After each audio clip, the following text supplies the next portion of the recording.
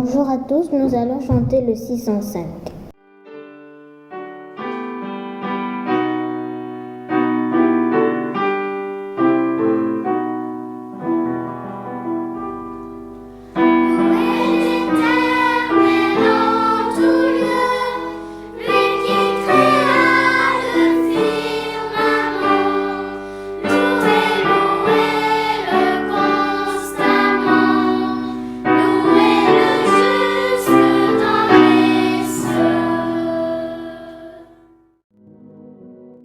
Comme un père a compassion de ses enfants, l'Éternel a compassion de ceux qui le craignent, car il sait de quoi nous sommes formés.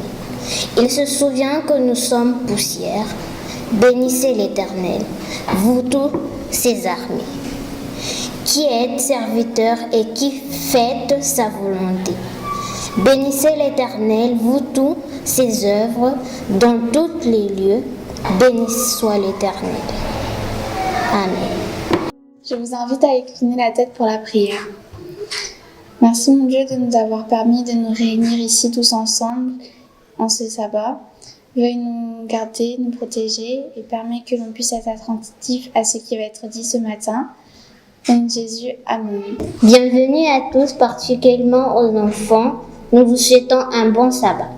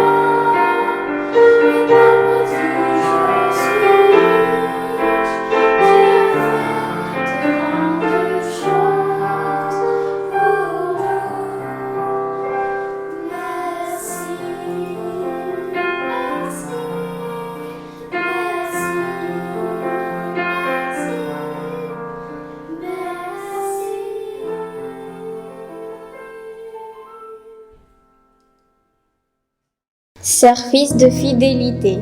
Chaque acte de bonté en faveur de ceux qui sont dans le besoin et qui souffrent est considéré comme ayant été accompli pour Jésus. Lorsque vous portez secours aux pauvres et que vous sympathisez avec les affligés et les opprimés et que vous montrez de l'amitié à l'orphelin, vous entrez en communion avec Jésus.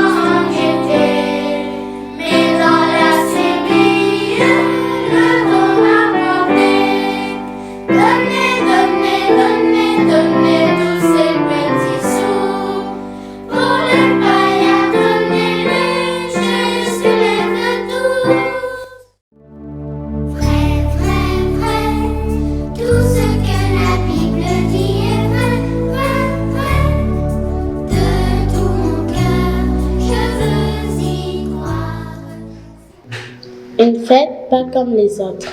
Paul avait 10 ans lorsque ses parents ont divorcé. Sa mère n'avait pas un travail stable et elle avait des difficultés financières après le divorce. Paul a eu beaucoup de mal à accepter cette situation. Il ne pouvait plus partir en vacances comme avant. Il n'était plus aussi joyeux qu'avant. Pierre était triste de le voir dans cet état et a parlé à ses parents de la situation de Paul. Au mois de décembre, tous les enfants parlaient de Noël et les fêtes de fin d'année. Certains disaient qu'ils ont demandé à leurs parents des bicyclettes, d'autres une tablette, d'autres des voitures téléguidées et tant d'autres jouets. Et tout le monde attendait les fêtes avec impatience. Paul, de son côté, n'était pas aussi enthousiaste. Il savait que cette période de fête allait être difficile et chargée d'émotions, parce que sa mère n'avait pas d'argent pour lui acheter des cadeaux et aussi parce que sa sœur célèbre les fêtes pour la première fois sans son père. Pierre se sentait désolé pour son ami Paul et a demandé à ses parents de l'aider à préparer une surprise pour lui et sa mère. Au moment où tous les enfants attendaient à recevoir des cadeaux, Pierre a glissé une enveloppe contenant quelques billets de 20 € sous la porte de la maison de Paul, sur laquelle était écrit « Nous vous aimons » et également déposé un panier avec quelques friandises. Il y avait un gâteau et des biscuits de toutes formes. Paul et sa mère étaient si heureux. Quelqu'un avait essayé anonymement de nous offrir des bons moments de fête inoubliables, disait Paul, tout joyeux à sa mère. Pierre n'en a jamais parlé à Paul. Il ne voulait pas qu'il se sente mal à l'aise. Il a toujours fait de son mieux pour l'aider et chaque soir, lorsqu'il priait, il demandait à Dieu de bénir Paul pour qu'il se sente mieux et heureux. Et il demandait aussi à Dieu de subvenir aux besoins de Paul et de sa mère. N'est-ce pas merveilleux ce qu'a fait Pierre pour son ami Paul? Il y a beaucoup d'enfants qui sont tristes dans ce monde et qui attendent à ce que quelqu'un leur apporte un peu de joie. Tu peux aussi faire comme Pierre. Il y a 1000 moyens de faire du bien aux autres. Dieu te demande aujourd'hui de penser à un ou une amie qui a besoin d'aide et de chercher à faire quelque chose pour eux.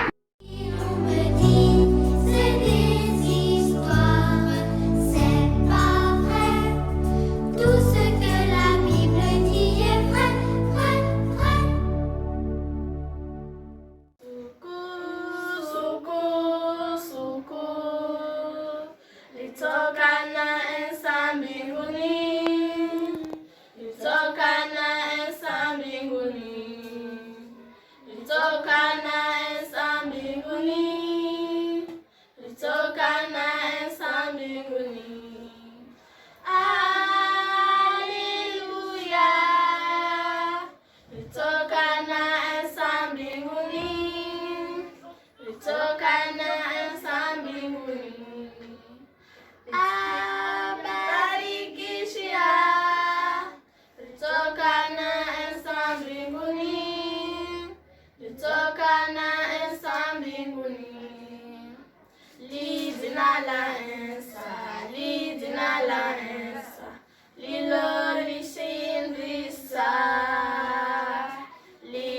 la insa, lidina la insa, lilo lichindrissa. Dans le nom de Jésus, dans le nom de Jésus, nous avons la victoire. Dans le nom de Jésus, dans le nom de Jésus, nous sommes plus que vainqueurs. Isuku insaafa, amshindi shetani, awamini lidina lae, linamshindi fu. Awamini lidina lae, linamshindi fu. Dans le nom de Jésus, dans le nom de Jésus, nous avons la victoire. Dans le nom de Jésus, dans le nom de Jésus, nous sommes plus que vainqueurs. Dans le nom de Jésus, dans le nom de Jésus, nous avons la victoire. Dans le nom de Jésus, dans le nom de Jésus, nous sommes plus que vainqueurs. Genèse 21, verset 17. Dieu entendit la voix de l'enfant et l'ange de Dieu appela du ciel Agar et lui dit « Qu'as-tu Agar? Ne crains point, car Dieu a entendu la voix de l'enfant dans le lieu où il est. »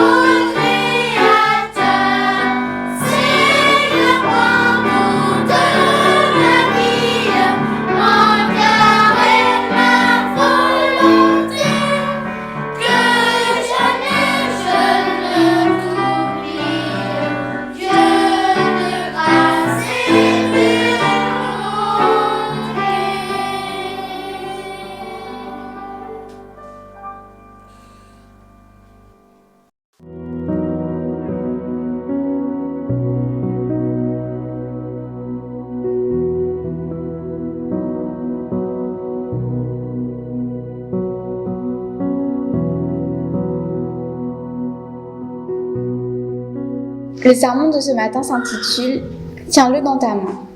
Le texte de base se trouve dans Genèse, chapitre 21, verset 17. Dieu entendit la voix de l'enfant et l'ange de Dieu appela du ciel Agar et lui dit « Qu'as-tu, Agar ? Ne crains point, car Dieu a entendu la voix de l'enfant dans le lieu où il est. » En ce jour spécial, je voudrais vous parler d'un épisode de la Bible qui nous est très connu et qui mérite notre attention. Nous allons le redécouvrir ensemble et en tirer des enseignements. La Bible nous raconte l'histoire d'un enfant qui s'est retrouvé dans une situation qu'il n'a jamais demandé ou souhaité. Ce garçon est né dans une famille riche. Sa mère était la servante de son père. La mère du garçon avait reçu l'ordre de coucher avec son mari parce qu'elle ne pouvait pas avoir d'enfant. Au début, leur relation était bonne, mais malheureusement, lorsqu'elle est tombée enceinte, les choses ont changé. La femme légitime ne pouvait pas voir la servante, elle l'a méprisée, elle l'a même envoyée hors de la maison. Alors qu'elle pleurait sur son sort et en loin de chez elle, elle entendit la voix du Seigneur qui lui demanda de retourner auprès de sa maîtresse. Mais les choses se sont aggravées lorsque le garçon a eu un petit frère né de la femme légitime de son père.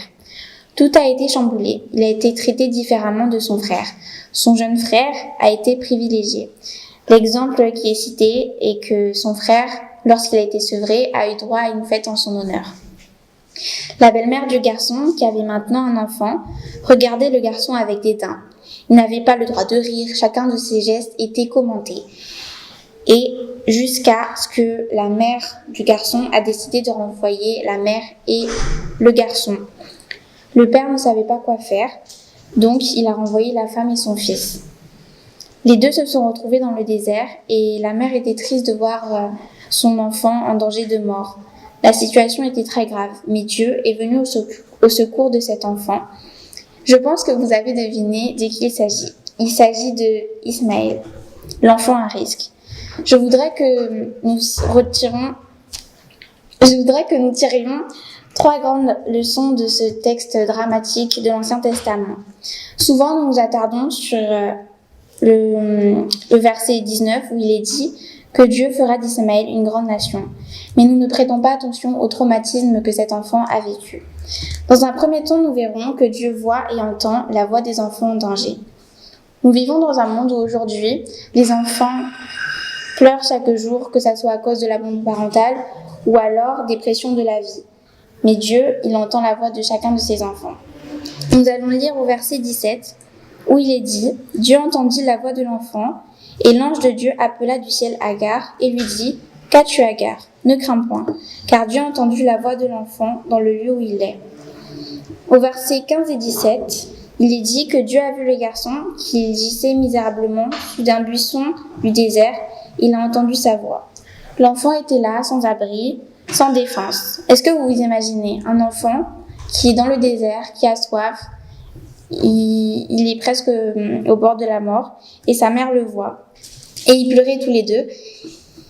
On ne sait pas si c'est pour prier Dieu ou alors si c'était à cause de la détresse ou de la misère. Mais en tout cas, Dieu a entendu leurs cris et il a eu pitié d'eux et il les a délivrés. Aujourd'hui, Dieu entend les enfants en danger où qu'ils soient, à la maison ou à l'extérieur. La maison est l'endroit où ils devraient se sentir protégés. Malheureusement, elle peut être un environnement abusif. Les enfants peuvent être maltraités psychologiquement, émotionnellement, physiquement ou même sexuellement. Il y a des enfants qui vivent dans des foyers où les parents se disputent constamment. Ils passent inaperçus, leurs parents sont toujours occupés, ils sont seuls et négligés. En dehors des foyers, peut-être dans un orphelinat, un centre de refuge, une école et même parfois une église, les enfants ne reçoivent ni ne ressentent d'affection à l'intérieur comme à l'extérieur. Ils se trouvent dans un désert. N'oublions pas que l'œil de Dieu est toujours sur eux et qu'il les entend là où ils sont. Il est bon de noter que Dieu entend la voix d'Ismaël dans son désert. Dieu est partout. Il peut entendre les cris des hommes, les cris des enfants, où qu'ils soient. Je vous invite à ouvrir vos Bibles dans Psaume 102, 17, qui nous dit « Dieu est attentif à la prière du misérable. Il ne dédaigne pas sa prière. » D'ailleurs, le nom d'Ismaël signifie « Dieu entend ». Nous pouvons le voir dans Genèse, chapitre 16, verset 11. Donc la première leçon à retenir de ce texte est que l'œil de Dieu est toujours sur les enfants. Il les voit et les entend où qu'ils soient. Maintenant, nous allons voir que Dieu pourvoit. L'enfant était déshydraté, il avait besoin d'être désaltéré. Et la Bible nous a dit au verset 15 que l'eau fut épuisée. L'enfant était égaré dans ce climat chaud, il était terrassé par la fatigue et la soif, et sa situation était très grave. Au verset 16, il nous est dit que sa mère ne voulait pas le voir mourir, alors elle alla s'asseoir loin de lui. Dieu, il a vu la condition de cet enfant et il a décidé de réagir et il s'est empressé de l'aider. La promptitude de Dieu à nous aider lorsque nous sommes en difficulté ne devrait pas passer inaperçue. En tant que créateur de nos vies, Dieu fournit tout ce dont nous avons besoin. Il fournit au-delà de ce que nous demandons. Il a mille façons de nous aider. Au verset 19, il nous montre que Dieu ouvrit les yeux d'Agar pour lui faire voir le puits qui était dans le désert, un puits qu'elle n'avait pas vu auparavant. Pourquoi ? Eh bien, il y a plusieurs hypothèses ou plusieurs explications à cela. Il se peut que les yeux d'Agar furent retenus par la providence de Dieu, de sorte qu'elle ne le voyait pas auparavant, ou alors par inattention, distraction d'esprit, elle ne pouvait pas l'observer. Ou bien alors, ses yeux étaient gonflés par les pleurs, les cris, elle était fatiguée. Mais ce qui est le plus probable, c'est que Dieu ait fait apparaître le puits, parce que Dieu, il peut ouvrir des montagnes, il peut faire plein de choses. Comme nous pouvons le voir dans Ésaïe, chapitre 41, verset 18. « Je ferai jaillir des feuves sur les collines et des sources au milieu des vallées. Je changerai le désert en étang et la terre aride en courant d'eau. » Ce sont des hypothèses sur l'aveuglement d'Agar. Cependant, nous pouvons dire qu'il y a beaucoup de choses qui soient des obstacles dans ce monde, qui nous empêchent de voir les opportunités que Dieu nous offre pour tendre la main à ceux qui ont besoin de nous. Notre égoïsme, nos soucis quotidiens, notre manque d'empathie et bien d'autres choses peuvent encore nous aveugler. Les yeux d'Agar s'ouvrirent et elle alla remplir d'eau la gourde et donna à boire au jeune homme, qui, rafraîchi, se remit de son évanouissement. Les deux histoires des fils d'Abraham présentent de puissants parallèles et je vais citer quelques-uns pour démontrer comment Dieu agit de façon spectaculaire quand il s'agit du salut des autres. Dans les deux cas, nous voyons un enfant exposé à la mort, une intervention du messager de Dieu, des parents qui voient soudain la solution à la situation. Agar a vu le puits et Abraham a vu l'agneau. Face à des situations dramatiques, Dieu vient toujours à la rescousse en ouvrant les yeux de ceux qui se soucient et en leur montrant comment il pourvoira aux besoins de leurs enfants. L'esprit des êtres humains est limité et ils ne voient pas les occasions que Dieu leur offre de faire du bien autour d'eux. Heureux ceux dont les yeux sont ouverts par l'Esprit et la grâce de Dieu pour voir le puits d'eau vive, la fontaine et la plénitude de la grâce qui est en Christ, où les âmes assoiffées peuvent venir boire et être comblées. Dieu pourvoit encore aujourd'hui et par sa puissance, il opère encore des miracles pour subvenir aux besoins de tout un chacun, surtout ceux qui sont opprimés et rejetés. Il entend encore notre cri et nous fournit des choses au-delà de nos attentes. Mieux encore, il nous fait le don de lui-même. Tout ce que nous devons faire, c'est crier vers lui. Dans Hébreux 5, verset 7, dit de Christ, « Dans les jours de sa chair, Jésus a offert des prières et des supplications avec de grands cris et des larmes à celui qui pouvait le sauver de la mort, et il a été exaucé à cause de sa révérence. » Dieu envoie et utilise des êtres humains pour sauver les autres. Ismaël était jeune, faible, vulnérable et il avait encore besoin de quelqu'un pour le guider et conduire à la maturité. D'après la Bible, Ismaël a grandi sans son papa. Mais pourtant, Dieu a dit de lui, je ferai de lui une grande nation. Pouvez-vous identifier des Ismaël dans votre église ou communauté? Y a-t-il des enfants qui ont besoin de vous pour tenir leurs mains jusqu'à ce qu'ils atteignent l'âge adulte? Dieu vous aime, Dieu nous aime, et il vous voit où que vous soyez, à la maison ou au loin. Son œil est toujours sur vous. Dieu était le véritable protecteur d'Ismaël et il est votre véritable et unique ami. Il voit en vous les enfants adoptif de Jésus-Christ.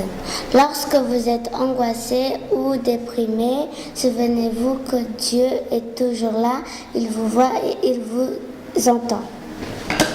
Je vais vous lire une petite histoire. Un prêtre de New York en visite chez le président Lincoln à la Maison Blanche lui dit « Je ne suis pas venu vous demander une quelque faveur, monsieur le président. Je suis seulement venu vous dire que le peuple laïen du Nord vous soutient et continuera à le faire. Nous vous donnons tout ce que nous avons, la vie de nos fils, votre confiance et nos prières. Vous devez savoir qu'à notre époque, aucun père ou mère ne s'agenouille dans la prière sans demander à Dieu de vous donner la force et sagesse.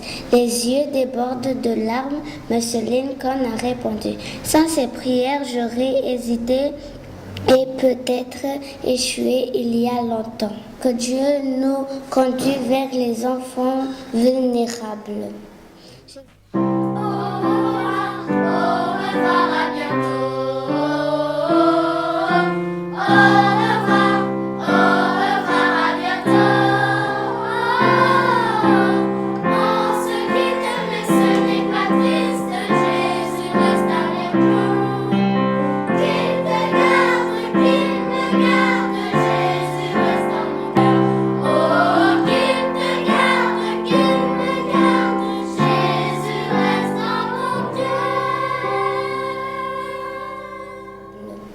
Je vous invite à prier avec moi. Prions. Merci Seigneur pour ce sabbat magnifique que tu nous fais passer. Protège les enfants vulnérables, bénis-les. Au nom de Jésus, Amen.